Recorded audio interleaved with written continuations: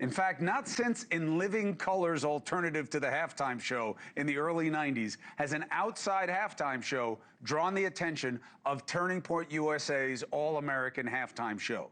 Here's a taste. You're gonna love somebody, hold them as long and as strong and as close as you can. Take care. Take care. Nothing says America like Kid Rock. If by America you mean the MAGA resistance to what Bad Bunny represents. And people came for it. Estimates are still, estimates are coming in. Why? Because they streamed it from multiple platforms. So there are a lot of numbers, but they're big, okay? It could be as high as 25 million, maybe more, if you count, time of the actual broadcast and then the next day or so. Whatever the number, it may be small compared to the Bad Bunny, but there's a lot of lettuce in an audience like that. I predict after TPUSA's streaming showing, the battle for halftime dollars, that ad revenue, will never be the same. I guarantee you, next year there will be alternatives. But I don't care about this from the business point of view. I care about it from the political point of view. What was this about? What's the statement? What does it mean? Let's bring in Turning Point USA spokesperson Andrew Kolvet and one of the most well-known Boricua, Puerto Rican American, Geraldo Rivera. There he is. Geraldo, let me get your take on Bad Bunny. What did you make of the questioning of him only speaking Spanish or the imagery? What did you take away from it? That's so silly. Would you have an Italian tenor translate the opera? It is. I can't see why this aversion to Spanish. This was an exuberant, lovely, happy, embracing, a wonderful tribute to the Latinos, to Puerto Rico, to the sugarcane people, to family, to togetherness.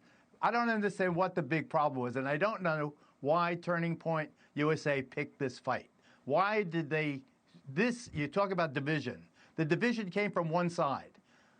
Turning Point USA, with due respect, and I have great respect for Erica Kirk and Charlie Kirk. I met a couple of times at the Hannity Green Room. Great guy. I supported, his image, his character when he was assailed shortly after the assassination. This is about being together. Bad Bunny is a terrific performer. He's number one in every chart all over the country, all over the world. You'll never have a dominant performance like this again. 135 million people to first go through. There'd be more people than watch the game for sure, Chris. So, Andrew, you guys had a record number of people also. And let's put the business stuff to the side, but what do you think people were responding to? Yeah, and, I just want to quickly respond to what Geraldo said, with all due respect. I don't feel like we were trying to pick a fight at all. We weren't trying to sow division. There was a lot of people wanted a different alternative. We responded. There's no agenda. There was no hate. We weren't, coming after him. We just said, listen. Wait. How come not for Snoop, not for Eminem, not for Dr. Dre, not for Usher, not for Rihanna, not for Maroon 5? Why? Well, that's where you're wrong, now? actually. Why for Bad Bunny? Yeah, well, actually, it was funny. We discovered this when we were putting this event together, Geraldo, is that we saw tweets from Charlie that would go back to 2012 with 1 like, 2014, 1 like, and he would go viral again and again and again. And I think, listen, this was just one of those things where a lot of elements came together. And, listen, I speak Spanish. I have Hispanic in my background. There's no issue, right? But a lot of people, whether you like to admit it or not, they don't want to listen to music on the biggest stage in the country that's only in Spanish. So I heard that more than anything. They didn't like it. And here's what else I'll say. We didn't come after anybody. Hold on, let me finish. How about Hofbrau in Germany? Okay, finish. Go ahead. Yeah, listen, we didn't come after anybody. We didn't have any agenda. It was literally just their songs, good music. And Kid Rock wrote an extra verse to Till You Can't that, talks about his faith in Jesus and putting your life in Jesus' hands. It was pretty raw stuff. And guess what? We're going to give you a final number later this week because we're still waiting for streams to come in and the analytics to come in and some of the OTT stuff. the fast channel analytics. But we're probably going to be in the range of about 40 to 50 million eyeballs. We have a third-party data company that's working on doing it because nobody's going to take my word for it. But Nielsen usually gives it about 2.5 per view per household because everybody's watching in groups. That puts us over that number, actually. Right. So, you know, you can be upset about it, but there's millions of people that felt underserved, that felt like this was a thumb in the nose of regular Americans. That's the part that you just put your finger on it. And look, I watched, okay? Unlike the president's viewing party, I was absolutely going back and forth trying to check it out because of our relationship and, you know, as part of the job. There was absolutely a tone, pro-America, 100%, pro-Christian, 100%. Bad Bunny is bad was also an undercurrent in it. That there was something about the messaging, that's what the president picked up on, that there's something insulting about what he was doing to Americans. And Andrew, I don't get it two ways. I don't get it in a place that's all about miscegenation and a Christian following. Who is more sympathetic, or supposed to be, to the immigrant and to the fallen and to the needy than Christians? I don't get that. Yeah, no, I'm actually glad you brought that up because there's actually a lot of bad theology. Yeah, you should be compassionate and kind to the sojourner in your land, the foreigner, absolutely. But in Scripture, it also delineates that God created borders. God likes order. It doesn't say you have to just ignore your immigration laws. But okay, so that's Bad one. Bunny is an American citizen. Yeah. Bad Bunny is an American that's citizen. That's not the point, Geraldo. We're not talking about his immigration status. That's no. Who are you talking? Hold on. Who are you talking? Please, You're making a division. You're making a division. You're quoting the scriptures to say that they have to have a language that's understood. No. Geraldo, please hear my heart, Geraldo. Okay, go ahead, Geraldo. Let him make the case. Go ahead. I'm not talking about his immigration status. I'm talking about him going to the Grammys and saying "ice out." I'm saying he told the country that you have 4 months to learn Spanish. I'm not trying to pick a fight with him. Just to be clear, I did not put those words in the president's mouth. All I am saying is there's a lot of people that felt a certain way about the selection of the halftime show. And listen, I'm not going to be able to stop them from feeling that way. What we can do is give them an uplifting option, and a lot of people wanted that option. It was pro-America. It was America 250. It was pro-God.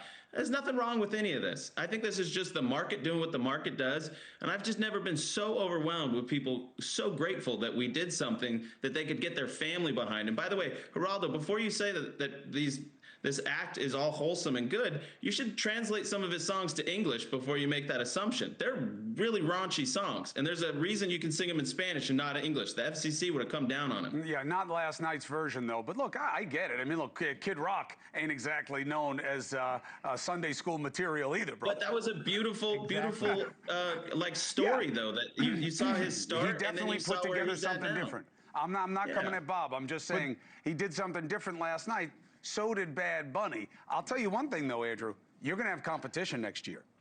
You're going to have competition because now that they know that there is money to be had in streaming as an alternative at the halftime, it's going to come.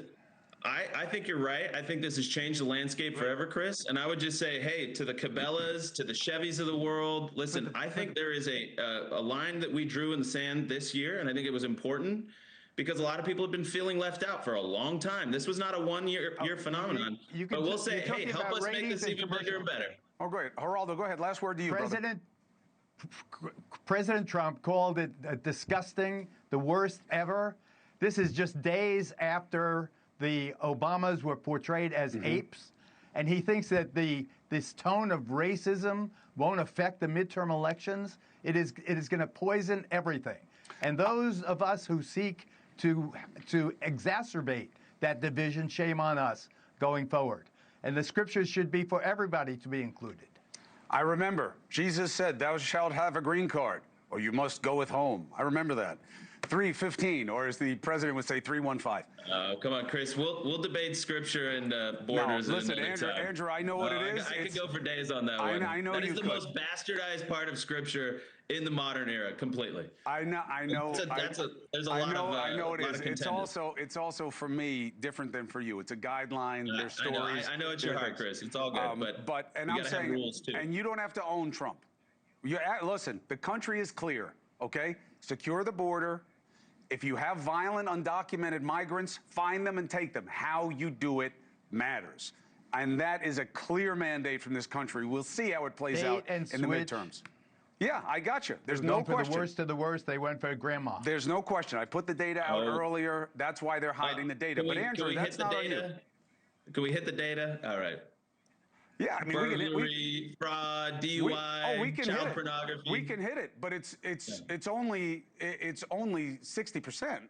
And I'm just among saying, the 60%, that nonviolent crime, embezzlement, solicitation of a minor. Well, but overwhelmingly, half of it is the first time illegal entry into the country, which is a misdemeanor, and 40% of them were civil overstays. Look, again, Andrew, this is an easy but perverted argument, which is, and I mean that in the tactical sense, which is nobody's against securing the border unless they're an idiot, okay? Nobody's against ICE enforcing the law.